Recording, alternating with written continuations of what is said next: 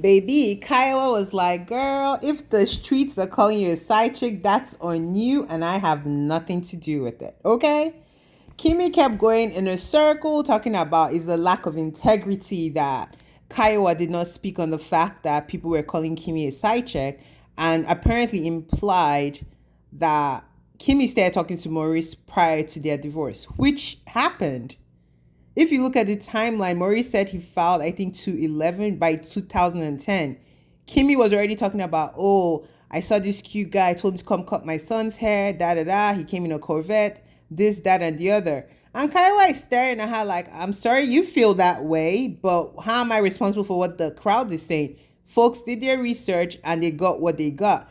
I like Kimmy. I don't know that I'm a super fan, but I do like Kimmy. I hate that she's going through cancer. I hate that what Maurice said on TGIF and also on Carlos King stuff. But facts are facts. You talked to Maurice before they were divorced. You even acknowledged that Kaiwa was hoping that they could rekindle or reconcile. The fact that you were dating him when there was still that question of reconciliation shows that you may have interfered in their marriage. And perhaps Maurice was over it. We don't know what he was telling Kaiwa. It's you have only the vantage point of what he's telling you. He's telling you it's over. And Kaiwa was not giving her any leeway. She's like, girl, at one point she chuckled because she's staring at her like, girl, I know you joking if you want me to like clear your name. She's like, okay, Maurice is not, or Kimmy's not a side chick. Okay, now I've said it to the world. But you could tell she didn't mean nothing. She knew like, yes, Kimmy dated my husband while I was still with him. That's the vibe I got from this conversation. To me, there was no resolution. And Kimmy's a smart girl. She picked up the vibes that Kiowa was having and she swiftly moved on from this conversation because they were never going to agree on how long she messed with him or if she messed with him, things like that. So she picked up the vibes and she moved on swiftly from the conversation because she was gonna have egg on her face. Then next thing we see Stormy and Mel meet up in some kind of cafe. And Stormy comes, they fake hug, they fake Southern Belle, kiki and smile and everything. And Stormy starts off with saying, I know Mel signs off from the world like after taping and stuff like that. So Mel is like, if you know this, so why are you bothered when I sign off? Which is a fair thing. Like the season before, this happened with her and Destiny, and Destiny's like, I couldn't reach you, da da da da. And Mel says she decompresses after each season of taping. Like that's her thing. People know this. Why are you coming for her because of this? So they kind of tried to be nice, and Stormy's like, well, I think you avoid the problem. And Mel is like, girl, if I avoided the problem, I won't come here because of how your mom spoke to me. And Stormy's like, I don't agree with my mom. What she says, I mean, she didn't even like my husband when I first met him. She doesn't like her sister. She doesn't like it. And her mom is just like, ugh, vomit, basically. But Mel is basically setting her straight, like, girl, I'm here. What do you want to talk about? Put it on the table. But she asked her a very pointed question. She's like, did you know how your mom felt about me before you met me? And she doesn't lie. I give Stormy that. Stormy's like, well, I knew how she felt about TV Mel, not about real life Mel. But that's peculiar because if your mom had all these negative things to say, why would you even want to be around me? It shows that she used Mel to come on the show. Whether she says it or not, it's just what it is. So, I don't know. I just think it's kind of weird.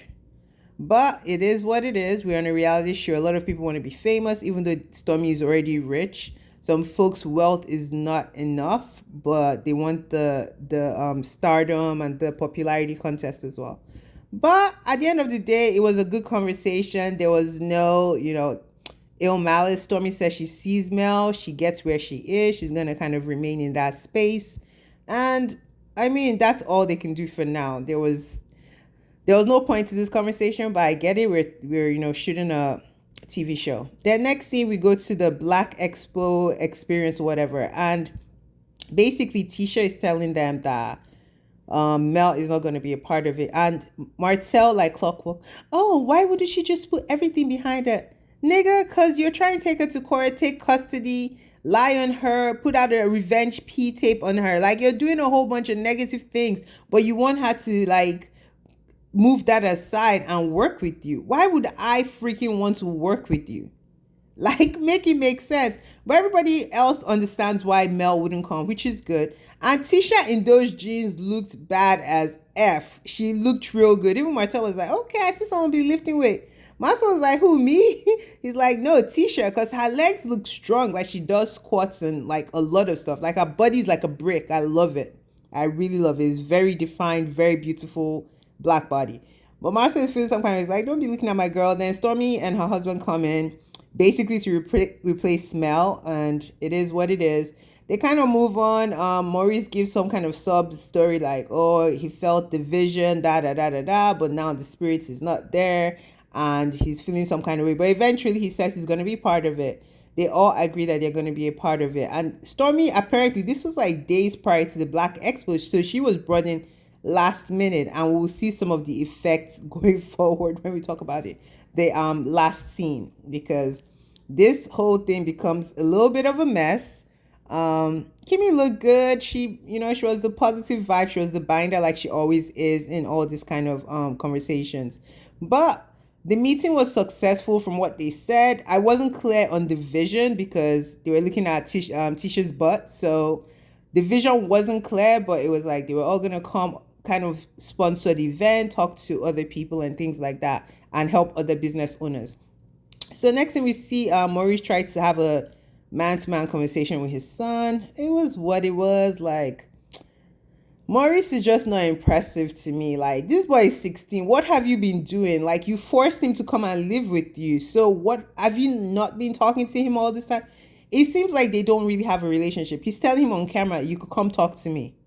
Why couldn't he talk to you all this time? Like, Maurice is a failure of a man that tries to be a winner in front of the public. Like, he is ridiculous. You fought so hard to get custody of this boy, for him to be in your house, for you to have a very strong, like, impact on him, according to you, because he's a boy and you're supposed to be a man. But this shows that you guys don't have a real relationship, which is quite unfortunate, because in 2 years, he's going to be off to college or starting his life or doing whatever he wants to do. And this is where we are. I really hope you can get it together. Sometimes this reality TV really shows you where you're lacking and gives you a chance to correct it. So I'm really hoping that's what he does with his time. Next thing, honestly, I didn't really pay attention a lot. It was Stormy's husband talking to his mom about fatherhood. I guess his dad wasn't in his life. He says he wants to be a good father. He starts tearing up, and I can't tell you why he was tearing up. But I will pay attention next episode and see what was making him tear up, because apparently next episode is telling Stormy, like, let me tell you the real reason why I don't want an extra kid. And I'm like, what's the real reason? Like, huh? But I don't know. His mom is so beautiful, so sweet. Very stark contrast to Stormy's mom. Like, very different people. So we go to the final scene, which is the Black Expo. Tisha finds out that they have more sponsors than they thought, which is confusing because when Marsau comes in, more vendors. They are not vendors at the station. They're kind of looking around, looking confused. And I'm like, where are the vendors that the lady was talking about? She said, oh, we have more than 25. Literally, it's Canvas Beauty, Black Champagne, and Scolt, which is all their businesses for the people on the show. So I was looking forward to seeing other people. So he comes in like a wrecking ball. Why is this not done? Why is that not done? All this stuff. And Tisha is like trying to calm him down. Like, dude, we're getting to it. The vendors are going to come. This is going to be set up. All this stuff. Then he's like, did Stormy pay? And Tisha is like, no, we didn't ask anybody to pay. We told them if they want to be sponsors, that's an option. But we did not tell them they had to pay for a booth. But we told them that they could have a booth to, basically explore their own products and things like that. So he's like, you should tell her to pay. And Tisha's like, no, I'm not telling her to pay. He's like, I'll tell her to pay. Tisha's like, do whatever the hell you want. He's like, who do I talk to? She's like, whoever you want to talk to. He literally carries his stupid peanut head, shiny head over to Stormy to talk about, did you pay? First, he tries to make small talk, trying to play her. And she's like, no, we're good. We're all set up, everything. Then he's like, did you pay? Stormy's like, pay for what? He's like, for the space. She's like, nobody told me I had to pay for anything. Like, how are you even coming here to tell me on the day of the event that I owe you some money? Like, you're some kind of bill collector. Stormy's like, this is so low vibrational. I thought it was like a real amount of money, maybe like $1,000 for the boot. It was $100 this Negro walked over to disturb this girl. And Stormy already is like in an anxious state because she has to deliver some products all the way to the East Coast. And well, I guess they're in the East Coast. Sorry, I don't know. She's delivering some products to New York, and her husband has to do it. She's not at the warehouse, so she was already anxious on that. But she was trying to be there for Tisha on this expo. So for him to walk in, kind of like kill her vibe, talking about $100, she's looking at him like, dude, I know you're joking. Then he calls his wife because now he knows he looks crazy arguing with a woman. But Tisha comes over and Tisha cannot defend his stupidity. And Stormy is like, your husband literally walked over here to ask me for $100. And Tisha is staring at him like, she's like, yes, I said it was low vibrational. Like he was waiting for Tisha to take up for him when Tisha told him initially not to do it. I'm like, stay there and look stupid because that's what you are. Like, who does that for $100, nigga? Are you a crackhead? Like, what the hell? That made no sense. And I love that Stormy ate his whole butt up in front of him, that he had to go calling his wife so that his wife can come defend him. Like, boy, fight your own battles. I told you not to go up there. You went there with your stupid self. And the girl, all the stress she's carrying, you could tell she was like at her breaking point. Because she's like, oh my God, I wish I didn't even do this freaking Black Expo. So now she's doing it and she has to deal with this because it's making her and you're asking me if I paid on camera like I couldn't afford $100. Like, you sound silly. This man is a clown. He is such a clown. Like, those Scott brothers, oh my God, their father did a number on them. Like, they are all broken in different ways. Like, it's ridiculous.